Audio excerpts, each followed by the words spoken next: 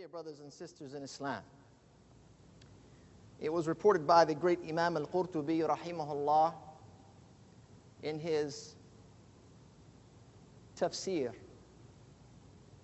a narration of Anas radiyallahu anhu, in which he said that there was a young man from the Ansar. As we know, the Ansar were the dwellers of Al-Madinah and the supporters of the Prophet sallallahu alaihi wasallam upon his migration. And he said that this young man used to pray with the Prophet sallallahu alaihi wasallam. Used to stand in the ranks with those that were devoted to worship and prayer. وَلَا يَدَعُ شَيْئًا مِنَ الْفَوَاحِشِ وَالسَّرِقَةِ إِلَّا رَكِبَهُ. But he committed a great deal of sin. It wasn't anything except that he was involved in it. Moral compromise, including theft. In another narration, very similar to this, reported by Imam Ahmad, it was said to the Prophet sallallahu alaihi wasallam that so-and-so yusalli al-layl kullah, prays at night. The entire duration of the night he stands in prayer. And when he wakes up in the morning, he takes to stealing things. He's a thief. There's a higher standard for people who adhere to basic practices of worship than those that do not. And this is the way society has seen it for centuries. When someone commits their life to prayer, they are judged very differently by society. Probably when you heard this narration, you thought the same thing. How could someone live a life of prayer, go to the extent of standing in prayer at night, be among the companions who were devoted to prayer and congregation, and yet still have struggle with committing all types of indecencies? People who are religious are expected to be righteous. There's a difference between the two. A person that is religious is one who adheres to their doctrine and the basic practices of their faith. Righteousness is a whole other level. And while they do go hand in hand, the expectation is that it is all the time, every time. Even the companions of the Prophet sallallahu alaihi wasallam, they brought this issue to him. They brought this issue to his attention out of concern. Concern for someone that was standing in the ranks with the faithful, who was known for moral indiscretion, who was known for sin. And they weren't wrong for feeling this way. They weren't out in left field somewhere with these concerns. The Prophet ﷺ reinforced those concerns that they had. How is it possible that someone who stands in prayer on a regular basis lives a life of sin? And he also reassured them that it was simply a matter of time. The Prophet ﷺ, he said, سَيَنْهَهُ مَا تَقُولُ, that he'll be stopped from doing what you say. It was also reported that he says, سَتَمْنَعُهُ صَلَاتُهُ, that his prayer will be the thing that will prohibit him from such actions. This very thing, the same very sentiment, almost word for word, if you will, in meaning, we can find in the Quran, Surah Al-Ankabut. Allah subhanahu wa ta'ala, He says, أُتْلُ مَا أُوحِيَ إِلَيْكَ مِنَ الْكِتَابِ وَأَقِمِ الصَّلَاةَ إِنَّ الصَّلَاةَ تَنْهَى عَنِ الْفَحْشَاءِ وَالْمُنكَرِ وَلَذِكْرُ اللَّهِ أَكْبَرُ وَاللَّهُ يَعْلَمُ مَا تَصْنَعُونَ. Recite, O Muhammad, what has been revealed to you of the book, and establish prayer. Recite from the Quran and establish the prayer. Indeed, prayer prohibits immorality and wrongdoing. here in this ayah. This is Allah subhanahu wa ta'ala informing the faithful, beginning with the Prophet sallallahu alaihi wasallam, that prayer serves as a deterrent. It prohibits the one that prays from immorality and wrongdoing. He concludes and says, and the remembrance of Allah is greater, and Allah knows that which you do. Allah is well acquainted with what it is that you do. And this is extremely important. Everything in this verse goes together. It's related one to the other, the elements of this particular verse. The remembrance of Allah is greater, and Allah is acquainted with what you do as it pertains to the prayer. And you'll see that shortly. In his tafsir, Ibn Adil, rahimahullah, reported that both Ibn Mas'ud and Ibn Abbas, radiallahu anhuma, from the companions of the Prophet sallallahu alaihi wasallam, they said that prayer acts as a deterrent from sin. If one's prayer does not drive them to righteousness and prevent them from evil, the prayer will only push them further away from Allah. Almost opposite of what you would imagine. Meaning that after you stand in prayer, whether it's here in the masjid, whether it's at home, your place of work, or somewhere outside in public, if you do not walk away from that prayer encouraged to continue righteousness, there's something missing. There's something off in the prayer. There's an ingredient, an element that's missing, and so the result is just not achieved as it has been designed. And the same thing goes for evil and sin. If you find yourself immediately after prayer running back to sin, there's certainly something missing. Al-Hasan and Qatada, they both said similar things. Whoever's prayer does not deter them from indecency and sin, their prayer will have nothing but bad consequences. The opposite of what you would expect. The prayer pushing you further away from Allah, or the prayer having bad consequences, you would think that it is qurbah, something that draws you near to Allah subhanahu wa ta'ala. But if you are not walking away with the intended effect, then it is the mere actions that you're going through, and you're missing the point. As you know, the past 3 weeks, we have been addressing purification of the heart. Worship, prayer at the top of devotional worship, has a central role in purifying the heart. Worship, including prayer, is the pinnacle of love and submission. Submission, and this is the key to purifying the heart and purifying the soul of sin and transgression, is to submit. And that submission arises from the heart feeling the magnificence of the divine, knowing that there is a king, Allah subhanahu wa ta'ala, the mighty and majestic, whose reality cannot be comprehended by the mind. The divine is much greater and loftier than any thought can possibly grasp. Such submission lends itself to obedience and contentment with Allah's commands and legislation. And at times it can seem unfair, that judgment that people pass on the religious. They hold the religious to a different standard. And then at other times it can seem very ugly that they are delighted when the religious stumble, the blunder of the religious. They are delighted to see that. That can be very ugly, and it can be quite distracting. But the reality is, worship is expected to tame the soul and to purify the heart. It was legislated for this very reason.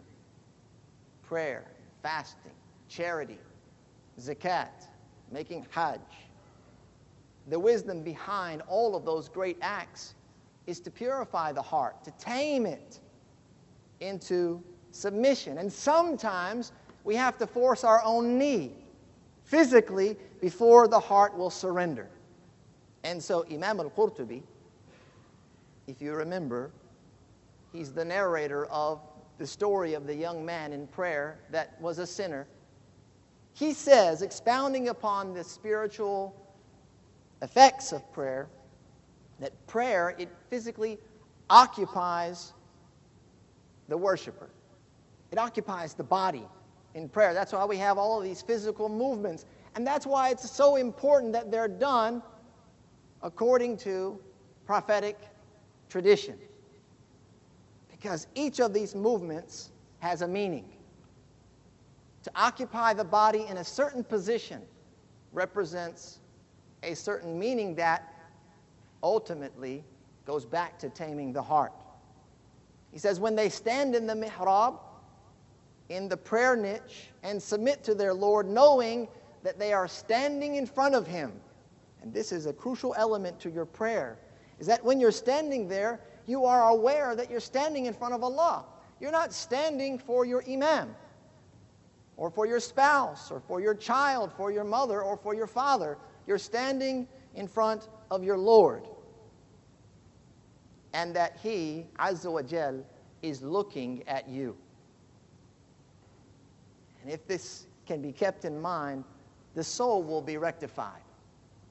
The soul will be rectified, the heart will be humbled, and it will be engrossed in that fact that Allah subhanahu wa ta'ala is observing you. And in turn, that feeling, or that tameness, if you will, that submission, will be reflected outwardly through dignified behavior. You will find yourself driven towards worship. You will find yourself deterred from sin. So, regardless of your current spiritual state, whether you're a sinner or a saint, worship plays a fundamental role in purifying the heart, and that cannot be forgotten. And if you have not yet achieved your spiritual goals, and each and every one of us should have goals that are set for our spiritual well-being, much like we have goals for our physical well-being. Many of us set goals. This year I'm going to lose 5 pounds. I'm going to lose 10 pounds. I'm going to eat better. And here's how I'm going to do it. I signed up at the gym. I've cleared my schedule for 30 minutes a day or a couple hours a week. I've set myself up on a meal plan. I'm buying healthier foods, cooking them in a healthier way. We all set such goals for improvement and growth in our lives, and our spiritual being requires such goal setting. And so if you have not yet achieved those goals, you can't give up on prayer and worship, but rather now is the time that you lean into it. You give it more credence. You give it more thought and more attention. You learn more about how to develop your prayer so that it will be enriching and it will be purifying to the heart. And then, of course, you ask for Allah's success. You pray and beseech the Almighty to bless you in such a way. And it's only a matter of time. Just like the diet, or I should say, the lifestyle change perhaps, eating better and exercising, it's only a matter of time before you see the results. When you get into changing these habits, if you go for a week or two, you can easily become frustrated. I haven't lost any weight. I haven't seen any real visible change in my appearance. And so most people, they end up giving up, turning away. And the same thing can be said about the heart, about the soul. They begin a life of religiosity and hopes to achieve righteousness, and they don't see any change. It can be a month or 2 or 3 or even more. And so they end up giving up, knowing all the while that they can do better, because it's only a matter of time. And this is where our story concludes, with the young man standing in prayer at night, standing in the ranks of the faithful with the Prophet ﷺ, and the companions complaining about him, worried for him that he was a sinner.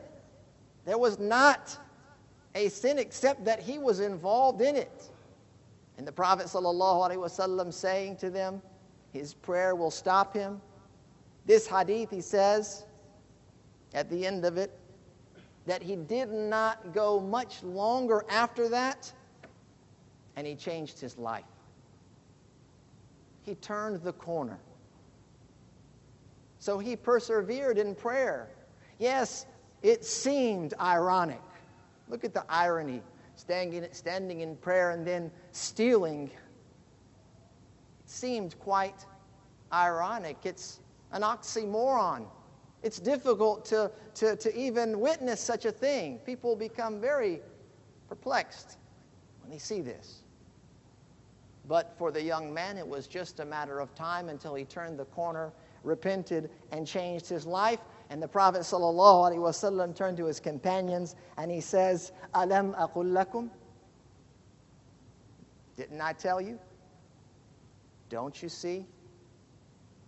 Brothers and sisters, worship is integral to our spiritual well-being, and regardless our state, we cannot turn away from it. أقول قولي هذا وأستغفر الله لي ولكم ولسائر المسلمين من كل ذنب فاستغفروه إنه هو الغفور الرحيم.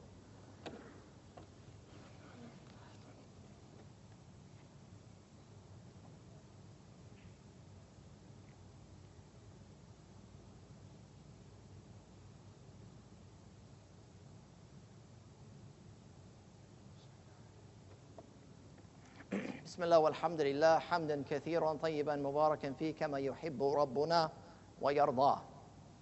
ونصلي ونسلم على نبينا محمد وعلى آله وأصحابه ومن تبعهم بإحسان إلى يوم الدين وبعد.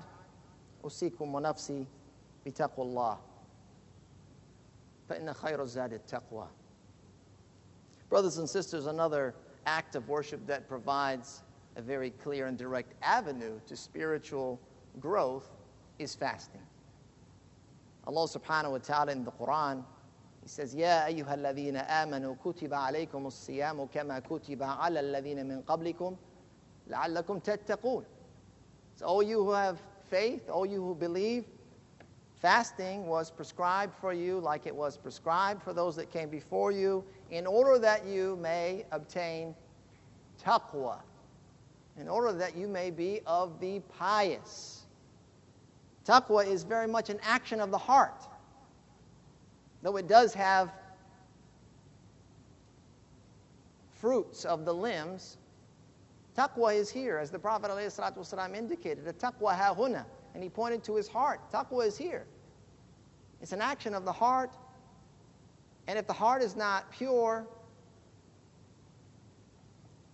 it's very unlikely to be produced. As one of the great Imams, Ibn Rajab, he expounded upon the meanings of taqwa. He says that it is that you place a barrier between you and Allah, Allah's anger and punishment. You have a barrier between you and Allah's anger and punishment, and that barrier is righteous action. It is worship. It is good deeds. That barrier is refraining from sin, staying away from evil. And fasting provides us that avenue. Fasting provides that opportunity, because while we are fasting, we give up something which is originally permissible. You forego eating and drinking in the daylight hours.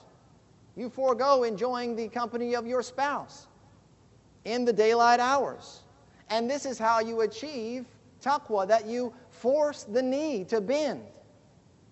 You impose it upon the physical body in hopes that it will impact the spiritual self.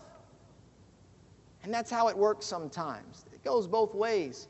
Sometimes it is initiated inwardly, and then it is expressed outwardly, and sometimes outwardly it must be imposed in order that the heart be tamed, that the soul be broken, in order to submit to the divine. Abu Darda radiallahu anhu, the great companion of the Prophet ﷺ, he said that the completeness, the perfection of taqwa is that the servant fear Allah to the point that they are concerned over the atom's weight of an action. And it drives them to give away some of that which is permissible in order that they stay further away from that which is haram. And that will serve as their barrier between them and that which is impermissible. And this is fasting. By giving away that which is impermissible, you push yourself further away from the impermissible. Brothers and sisters, this month, as you know, is Al-Muharram. This is one of the sacred months of the year. We only have 4 of them. We only have 2 holidays. There are only 4 sacred months. Al-Muharram is one of them. And in the sacred months, Allah subhanahu wa ta'ala provides opportunity for increased reward for the righteousness that is completed in them. This is also a month of fasting. As the Prophet ﷺ, he indicated in authentic hadith found in Sahih Muslim, he said the most virtuous prayer after the obligatory prayers is the prayer at night. And the most virtuous fast after Ramadan is Shahrullah al-Muharram, Allah's month. This month, al-Muharram. To fast the entire month is second to none other than Ramadan. And from this month, Al-Muharram, the most virtuous of its days to fast is coming up very shortly, Yawm Ashura. Yawm Ashura, the 10th of the month, as the Prophet ﷺ indicated, it is an expiation for sin. It serves as an expiation for the sins of the previous year. And so it's certainly something that cannot be missed. And then after that, the 10th of this month is the 9th, which is called Tasu'at, or the 9th of Al-Muharram. And it is something the Prophet ﷺ intended to fast before he passed away. He says, if I am to be alive in the coming year, then I will certainly fast the 9th and the 10th. And that coincides this year with Wednesday, the 19th, and Thursday, the 20th. So I do encourage each and every one of you to take advantage of this opportunity. If you're not intending to fast many days in the month of Al-Muharram, if not the entire month, then certainly you want to fast on these 2 days, Wednesday and Thursday of the coming week. Do not miss out on the opportunity to purify the heart through worship, to tame the soul through submission to the Almighty, the Divine. We ask that Allah subhanahu wa ta'ala protect us in this life and to grant us salvation in the next, that He guide our hearts to faith, and that He plant our feet firmly on the straight path. We ask that Allah subhanahu wa ta'ala guide us to that which He loves and is pleased with. Wa sallallahu wa sallam ala nabiyyina Muhammad wa akhiru da'wana alhamdulillahi rabbil alameen.